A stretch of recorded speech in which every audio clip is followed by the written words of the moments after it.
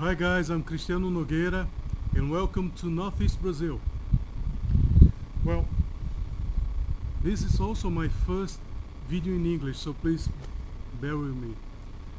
Our friend Joe Mobley was tagged a while ago to show his favorite bushcraft and tactical knives. He ended up showing his 5 favorite bushcraft and 3 favorite survival knives. And then he tagged all his subscribers to do the same. At first I thought of it just as a thought exercise, nothing else. But then I thought, well, let's go on and make a video.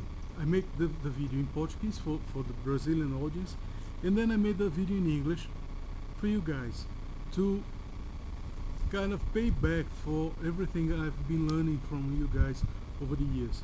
So let's go with it. First thing, bushcraft knives. Like much as Joe, I can't pick my favorite one.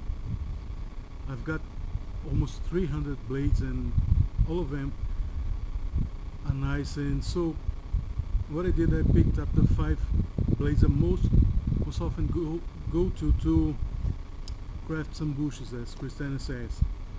And well, my first go-to bushcraft knife, the one that I pick almost all the time for almost everything I do, is this one. Bushcraft Mestre do Mato by the bladesmith JB. Well, it's made of 1095 high carbon steel. Mine is made of 1095. The production run is 1075. It's just a great knife. Celeron blades, scales. It fits just perfect in the hand. No hot spots. No rubbing spots. Just great. Just a great blade. Do everything I want from delicate tasks up to very hard tasks.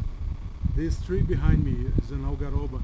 It's like 4 times harder than oak, and I'm always batoning algaroba and sabia with it. That's another hardwood.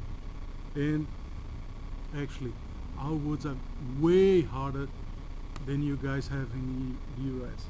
So that's it. That's my first go-to knife. Like it, simple sheath, keep always sharp, no problem. The second knife, whenever I don't want to use the JB, I pick up a mortar. Actually, any mortar. I've got like 6-7 mortars, and I just open the drawer, pick the first one, and go do whatever I want. They're pretty much all. They all can do the same thing, but one's better for this, the other for that. Like today, I opened the drawer and picked up my Robust Pro. This one has got a little history. I was draw at a Prepared Mind 1-1 giveaway, and it was just a very expensive knife that didn't talk to me, so I asked Chris to auction it off to Silent Heroes Foundation, and I hope he did it, and he sent me his Robust Pro. And it's become one of my favorites. You know why. You've watched Chris' channel, so you know why this one is one of my favorite mortars. Third, another custom knife, another Brazilian made custom knife. Not just made in USA with Brazilian steel, it's a Brazilian made. It's a Bushcraft Brazil Atlantica model. This thing checks almost all the boxes. High carbon steel, non-coated, full tank, hard 90-degree spine, everything. And I did a little bit of modification to it. I was a Scandi ground. I change it a bit to make it a Scannivex, and I blew the blade with Perma Blue. It came with another treatment that just doesn't work. So this was my go-to knife, but it's a limited edition, limited run of 50 blades, and this is number 12. I decided not to risk breaking such a rare thing, and started trying other things. Then the JB came along and became the first one. This thing still does a lot of things for me, but it's getting sidelined for the one that's in production. Well, my fourth blade is a curveball, kind of a curveball. It's a pocket knife, it's a folder. One of my favorite folders. It's a Tramontina utility folder. This thing can be bought in any construction hardware store for like $5, $6, and it does the job. It's a real bushcraft blade. You can carve spoons with it. You can make feather sticks. You can make thread triggers, camp furniture, whatever I do with it. A couple of years ago, Dave Cambray challenged us on his Facebook group, the Pathfinder School Learning Center. He challenged us to make feather sticks. When I went in, picked up one of these, I've got four of them. Picked up one of them, grabbed a piece of pine, great in pine, since we don't have pine here. And 15 minutes later, I had like a poodle. And sent the picture in, everybody liked. A cheap knife. I got a whole video talking about these ones in Portuguese, sorry. Well, that's it. And the fifth blade, also a curveball, but not for everyone, is a Opinel number 8. Anything from number 7 to number 9 is just a great bushcraft, small task, delicate task blade. Mine, I had it blue with Perma Blue, and it's just a great knife.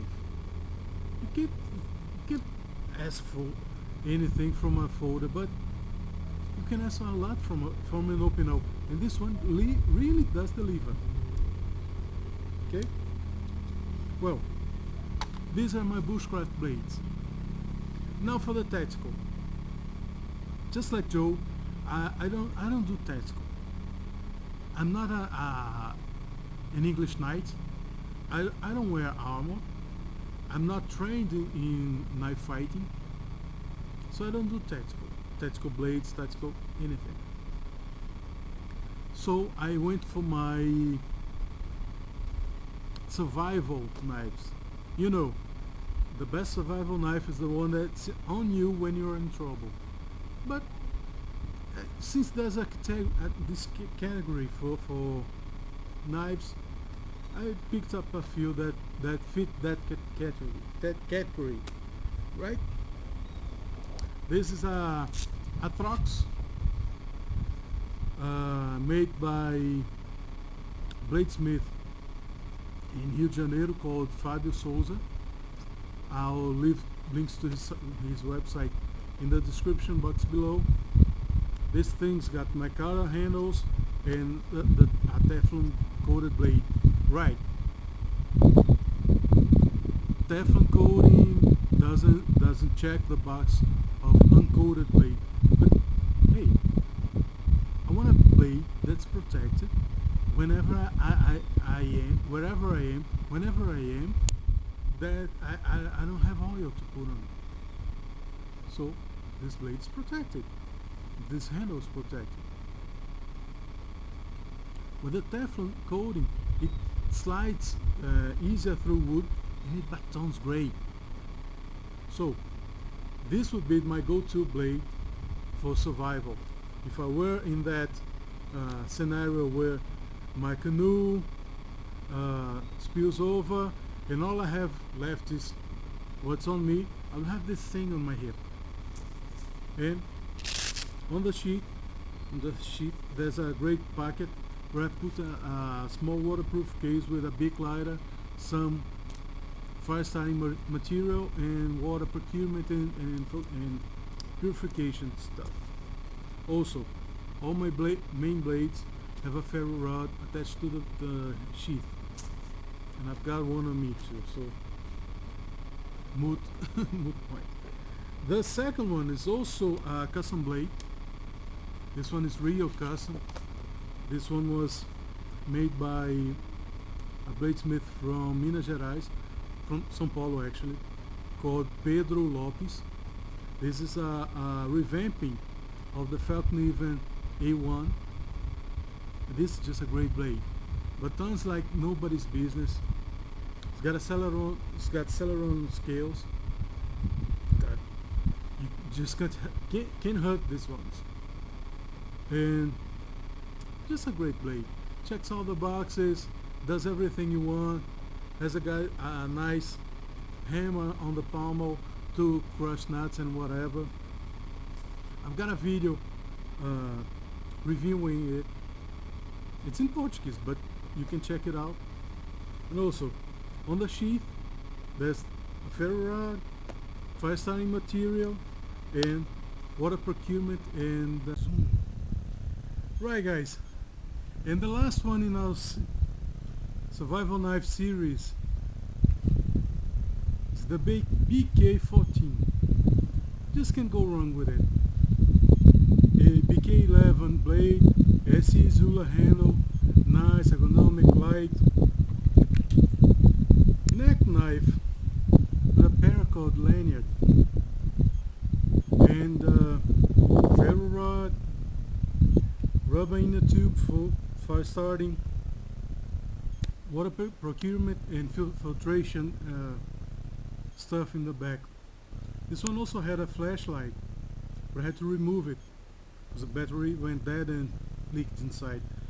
I'm gonna put it back on so that when it's hanging on my neck, I've always got a light ahead of me. Okay, so that's it. Thanks for watching. Please feel free to comment and come back, watch the other videos. Maybe you'll understand a little bit of anything. Okay, thanks and have a nice